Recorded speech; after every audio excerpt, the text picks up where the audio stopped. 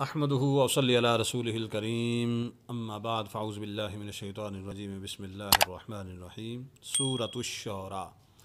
سورتوں کے تعارف کا سلسلہ جاری ہے۔ اگلی سورۃ الشعراء جمہور مفسرین کے نزدیک سورہ شعراء مکیہ ہے، اور حضرت عبداللہ ابن عباس رضی اللہ تعالیٰ عنہما سے ایک قول یہ مروی ہے کہ اس سورت کی 4 آیتیں مدینہ طیبہ کے اندر نازل ہوئیں۔ ان میں سے پہلی آیت قل لا اسألکم علیہ اجرا ہے، تفسیر خازن۔ اس صورت کے اندر 5 رکوع 53 آیتیں ہیں۔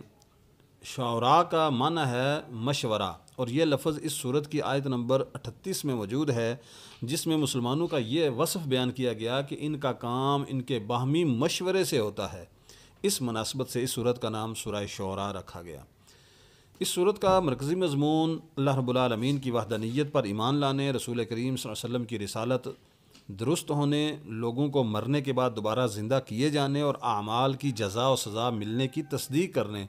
اور اللہ تعالیٰ کی وحی کے بارے میں کلام کیا گیا ہے۔ اسی طرح اور چیزیں بھی بیان کی گئیں کہ اس کی ابتدا میں بیان کیا گیا کہ جس طرح لوگوں تک اللہ تعالیٰ کے احکام پہنچانے کے لیے اللہ تعالیٰ نے تمام انبیاء و مرسلین علیہم الصلوۃ والسلام کی طرف وحی فرمائی، اسی طرح اپنے حبیب صلی اللہ علیہ وسلم کی طرف بھی وحی فرمائی ہے۔ اسی طرح یہ بھی بیان کیا گیا کہ زمین و آسمان میں موجود ہر چیز کا مالک اللہ ہے، اور اس کی عظمت و شان یہ ہے کہ اس کی کبریائی کی ہیبت سے آسمان جیسی عظیم مخلوق پھٹنے کے قریب ہو جاتی ہے۔ فرشتے اللہ تعالیٰ کی حمد و تسبیح کرتے ہیں اور زمین والوں کے لیے مغفرت کی دعا مانگتے ہیں، اور مشرکین کے تمام اعمال اللہ کے سامنے ہیں۔ یہ بھی بتایا گیا کہ تمام نبیوں کو ایک ہی حکم دیا گیا، اور وہ یہ کہ وہ دین کو صحیح طریقے سے قائم کریں، یعنی اللہ تعالیٰ کی طرف سے دین پر جس طرح عمل کرنے کا فرمایا گیا بغیر کسی کمی بیشی کے اسی طرح عمل کریں۔ نبی کریم صلی اللہ علیہ وسلم کی صداقت ظاہر ہونے کے باوجود ان کی نبوت اور رسالت کا انکار کرنے والے کافروں کا رد کیا گیا، اور انہیں اس قیامت کے قریب ہونے سے ڈرایا گیا جس کے جلد واقع ہونے کا مشرکین مطالبہ کرتے ہیں، اور اہل ایمان اس سے خوفزدہ ہوتے ہیں۔ قیامت کے دن کی ہولناک عذابات کا بھی ذکر کیا گیا تاکہ کفار کے دلوں میں ڈر پیدا ہو، اور جنتی نعمتوں کے اوصاف بیان کیے گئے تاکہ نیک اعمال کرنے والے مسلمانوں کو عظیم ثواب کی بشارت ملے۔ یہ بھی بتایا گیا کہ رزق اللہ تعالیٰ کے دست قدرت میں ہے، اور وہ حکمت اور مصلحت کے مطابق اپنی مخلوق کو عطا کرتا ہے۔ یہ بھی فرمایا کہ جو دنیا کے لیے عمل کرتا ہے وہ آخرت کی خیر سے محروم رہے گا، اور جس نے آخرت کے لیے عمل کیے تو وہ دونوں جہانوں کی بھلائیاں پائے گا۔ سبحان اللہ۔ زمین و آسمان اور ان کے درمیان موجود تمام چیزوں کی تخلیق، ان دونوں میں ہر طرح کا تصرف کرنے پر قدرت، اور سمندروں میں کشتیاں چلانے کے ذریعے اللہ تعالیٰ کی قدرت اور وحدانیت پر استدلال کیا گیا، اور یہ تمام چیزیں اللہ تعالیٰ کی صنعت کی عظیم شاہکار ہیں۔ یہ بتایا گیا کہ دنیا اور آخرت میں کامیابی حاصل کرنے والے وہ لوگ ہیں جو آخرت کے لیے عمل کریں، بے حیائی کے کاموں سے بچیں، بدلہ لینے پر قادر ہونے کے باوجود معاف کر دیں، اپنے رب عز و جل کے احکامات کے پیروی کریں، علم اور معرفت رکھنے والوں سے مشورہ کریں، ظلم اور سرکشی کرنے والوں کو سزا دیں، اور مصیبت آنے پر صبر کریں۔ اسی طرح جہنم کی ہولناکیاں، اہل جہنم کا نقصان میں ہونا، عذاب دیکھ کر دنیا کی طرف لوٹ جانے کی تمنا کرنا وغیرہ چیزیں بیان کی گئی تاکہ سب لوگ اچانک آ جانے والی قیامت سے پہلے اللہ تعالیٰ کے احکام اور اس کی شریعت کی پیروی کرنے لگ جائیں، اور اللہ تعالیٰ کی دعوت کو قبول کر لیں۔ اللہ اکبر۔ پہلے سب کچھ بیان کیا گیا۔ اس صورت کے آخر میں بیان کیا گیا کہ اللہ تعالیٰ جسے چاہے اپنی معیشت کے مطابق اولاد عطا کر دے، اور جسے چاہے نہ عطا کرے۔ اسی طرح وحی کی اقسام اور قرآن پاک کی عظمت اور شان بیان کی گئی کہ یہ آخری آسمانی کتاب ہے۔ سورہ شعراء کی اپنے سے ماقبل صورت حامیم السجدہ کے ساتھ ایک مناسبت یہ ہے کہ دونوں صورتوں میں کفار کے عقائد کے بارے میں بحث کی گئی اور انہیں عذاب کی وعید سنائی گئی۔ دونوں صورتوں میں اللہ تعالیٰ کی قدرت و وحدانیت پر مبنی آسمانی دلائل بیان کیے گئے۔ دوسری مناسبت ایک یہ ہے کہ دونوں صورتوں میں مسلمانوں کو جنت میں اور اس کی نعمتوں تک پہنچانے والے دین حق یعنی اسلام پر استقامت کے ساتھ قائم رہنے کی ترغیب دی گئی، اور کفار کو جہنم کے ہولناک عذابات تک پہنچانے والے عمل یعنی دین حق سے انحراف کرنے پر ڈرایا گیا ہے۔ اس کے بعد اگلی صورت ہمارے پاس سورۃ الزخرف ہے۔ سورۃ الزخرف، سورہ زخرف مکہ مکرمہ میں نازل ہوئی، تفسیر خازن۔ اس صورت میں 7 رکوع اور 89 آیتیں ہیں۔ زخرف کا معنی ہے سونا،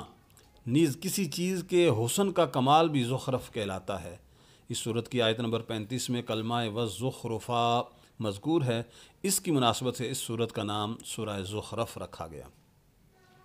اس صورت کا مرکزی مضمون یہ ہے کہ اللہ تعالیٰ کی وحدانیت پر ایمان لانے، اس کے ساتھ کسی کو شریک نہ کرنے، حضور نبی علیہ الصلوۃ والسلام کی اللہ تعالیٰ کا رسول ہونے، قرآن مجید اللہ تعالیٰ کا کلام ہونے، قیامت کے دن مردوں کو دوبارہ زندہ کیے جانے اور اعمال کی جزا و سزا ملنے پر کلام کیا گیا ہے۔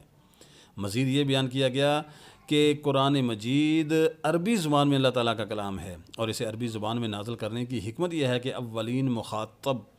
یعنی عرب والے اس کے معانی اور احکام کو سمجھ سکیں۔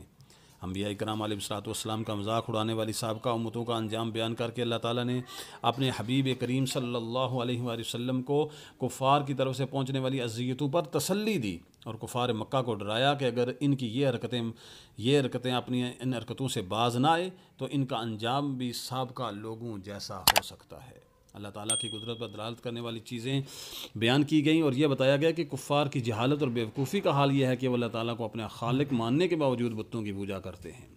کفار مکہ فرشتوں کی عبادت کرتے ہیں اور انہیں اللہ تعالیٰ کی بیٹیاں قرار دیتے تھے، اور اس پر ان کا شدید رد کیا گیا،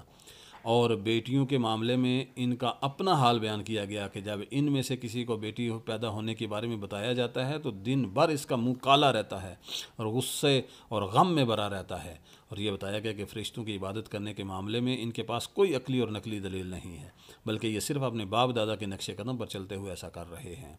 اور یہی حال ان سے پہلے کفار کا تھا کہ ان کے پاس بھی اپنے باپ دادا کی اندھی پیروی کے علاوہ شرک کی کوئی اور دلیل نہ تھی۔ حضرت ابراہیم علیہ السلام ان کی قوم، حضرت موسیٰ علیہ السلام ان کی قوم، اور حضرت عیسیٰ علیہ السلام ان کی قوم کے واقعات بیان فرمائے تاکہ کفار مکہ ان قوموں کے اعمال کے نتائج سن کر عبرت و نصیحت حاصل کریں، اور اس کے ساتھ ساتھ حضور اقدس صلی اللہ علیہ وسلم پر وحی نازل ہونے کے بارے میں کفار کے اعتراضات کا جواب دیا گیا۔ یہ بھی بیان کیا گیا کہ دنیا کے ساز و سامان اور زیب و زینت کی اللہ تعالیٰ کے بارگاہ میں کوئی قدر نہیں، اور آخرت کی نعمتوں پر پرہیزگاروں کے لیے ہیں۔ یہ بتایا گیا کہ جو قرآن پاک کی ہدایتوں سے منہ موڑے اور اللہ تعالیٰ کے عذاب اور اس کی پکڑ سے بے خوف ہو جائے تو اللہ تعالیٰ اس پر ایک شیطان مقرر کر دیتا ہے جو دنیا میں اس کے ساتھ رہتا ہے، اسے نیک کاموں سے روکتا اور حرام کاموں میں مبتلا کرتا ہے، اور وہ شخص گمراہ ہونے کے باوجود یہ سمجھتا رہتا ہے کہ وہ ہدایت یافتہ ہے۔ اسی طرح آخرت میں بھی وہ شیطان اس کا ساتھی ہوگا، اور اس وقت وہ شخص شیطان کے ساتھ پر حسرت اور افسوس کا اظہار کرے گا، لیکن اس کا اسے کوئی فائدہ نہ ہوگا۔ کفار مکہ کے ایمان قبول نہ کرنے پر حضور نبی علیہ الصلوۃ والسلام کو تسلی دی گئی، اور یہ بتایا گیا کہ یہ لوگ دل کے بہرے اور اندھے ہیں جس کی وجہ سے یہ ایمان نہیں لائیں گے، اس لیے آپ کفار کی سرکشی پر رنجیدہ نہ ہوں بلکہ قرآن پاک کو مضبوطی سے تھامے رکھیں اور اس کے احکامات پر عمل کرتے رہیں۔ اسی طرح یہ بھی بتایا گیا کہ متقی مسلمانوں کے علاوہ دیگر لوگ قیامت کے دن ایک دوسرے کے دشمن ہوں گے، اللہ اکبر، اور فرمانبردار مسلمان اس دن بے خوف ہوں گے، اور انہیں نیک اعمال کے صدقے میں جنت کی عظیم شان نعمتیں ملیں گی، جبکہ کافر ہمیشہ کے لیے جہنم کے عذاب میں رہیں گے، اور جہنم میں ان کا چیخنا، چلانا اور فریاد کرنا انہیں کوئی فائدہ نہ دے گا۔ اسی طرح اس صورت کے آخر میں نبی کریم صلی اللہ علیہ وسلم کے خلاف دار الندوہ میں تیار کی گئی کفار مکہ کی سازشوں کا بھی ذکر کیا گیا۔ سورہ زخرف کی اپنے سے ماقبل صورت شعراء کے ساتھ مناسبت یہ ہے کہ سورہ شعراء کی ابتدا اور آخر میں قرآن پاک کا وصف بیان کیا گیا، اور سورہ زخرف کی ابتدا میں قرآن مجید کے وصف کو بیان کیا گیا۔ اللہ رب العالمین اپنے پیارے محبوب نبی علیہ الصلوۃ والسلام کے صدقے سے ہمیں دین کی صحیح سمجھ اور اس پر عمل کی توفیق عطا فرمائے۔ قرآن پاک کے سوا کوئی آسمانی کتاب عربی زبان میں نہ آئی، کیونکہ عرب میں حضرت اسماعیل علیہ الصلوۃ والسلام کے بعد حضور اقدس صلی اللہ علیہ وسلم کے علاوہ اور کوئی نبی تشریف نہ لائے۔ اس سے معلوم ہوا کہ عربی زبان تمام زبانوں سے اشرف ہے، تمام زبانوں سے اعلیٰ ہے، تمام زبانوں کی ماں ہے۔ اس زبان میں قرآن پاک آیا۔ حضور پر نور صلی اللہ علیہ وسلم کی زبان عربی تھی، مرنے کے بعد سب کی زبان عربی ہو جاتی ہے، یعنی جو قبر میں سوالات ہوں گے من ربو کا ما دینو کا، تو یہ سارے سوالات عربی میں کیے جائیں گے اور ان کا جواب بھی بندہ عربی میں دے گا۔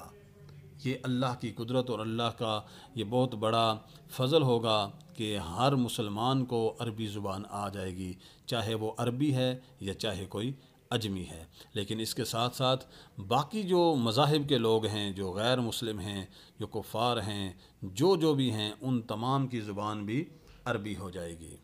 عربی ہی میں قبر و قیامت کا حساب ہوگا، اور اہل جنت کی زبان بھی عربی ہوگی۔ اللہ رب العالمین کی بارگاہ میں دعا ہے اللہ تعالی ہمیں دین کی صحیح سمجھ اور قرآن پاک کے تمام احکامات کے مطابق زندگی بسر کرنے، اور پھر احکامات کے مطابق حضور نبی علیہ الصلوۃ والسلام سے محبت کرنے کی توفیق عطا فرمائے، اور جن کاموں سے روکا ہے اللہ رب العالمین نے، ان کاموں سے رکنے کی اللہ تعالیٰ توفیق عطا فرمائے۔ وآخر دعوانا الحمدللہ رب